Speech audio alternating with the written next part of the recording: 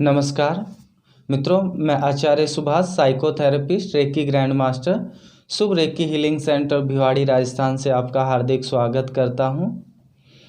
मित्रों, आज हम जिस टॉपिक पर बात करेंगे वह है कि माता पिता के प्रति बच्चों का अटैचमेंट कम होना।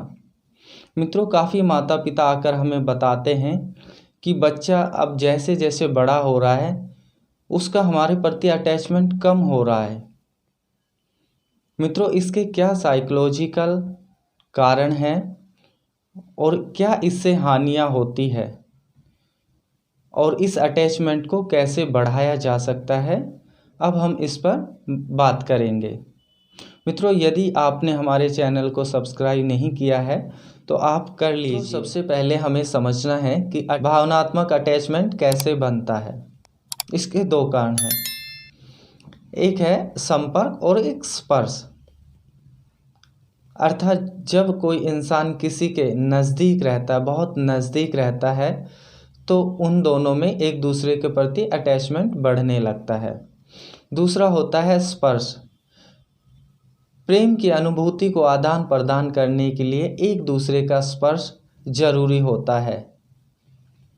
जब बच्चा छोटा होता है तो माता पिता और परिवार के अन्य सदस्य बच्चे से प्रेम करते हैं, उसे स्पर्श करते हैं, गोद लेते हैं और इस तरह से बच्चे में और माता पिता में एक दूसरे के प्रति अटैचमेंट बढ़ता चला जाता है।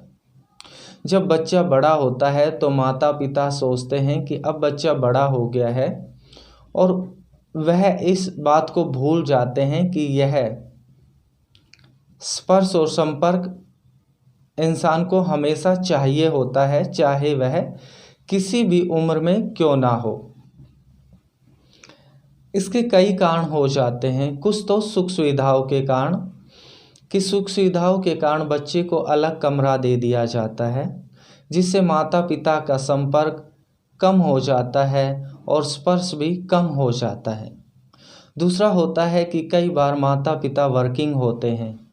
वर्किंग होने की वजह से माता पिता बच्चे को कम समय दे पाते हैं, यह उनकी विवशता हो जाती है। उस कारण भी बच्चे से संपर्क और स्पर्श कम हो जाता है। एक और भी कारण होता है कि बच्चा पढ़ने के लिए बाहर चला जाता है, हॉस्टल में रहता है, तब भी यह कमी देखी जाती है कि बच्चे से संपर्क और स्पर्श कम हो जाता है। इसके हानिकारक प्रभाव यह होते हैं कि एक तो बच्चा विपरीत परिस्थितियों में माता पिता की बातों को स्वीकार नहीं करता है। जब बच्चा किसी भी गलत आदत में चला जाता है या फिर माता पिता किसी भी तरह से बच्चे को समझाते हैं किसी बात के लिए, तो वह उनकी बातों को उतना अधिक स्वीकार नहीं करता जितना उसे करना चाहिए। इससे माता पिता को बड़ा दुख पहुंचता है। कई बार माता पिता बोलते हैं, बताते हैं कि बच्चा जो मांगता है हम उसे वह चीज़ कहने से पहले ला कर देते हैं। इस बात को समझना चाहिए कि यह एक व्यापारिक समझौता है। किसी को समय से पहले वस्तु लाना और फिर उससे एक उम्मीद बनाए रखना। यदि आप भावनात्मक अटैचमेंट की बात करते हैं तो उसके लिए प्रेम बहुत ज़रूरी है।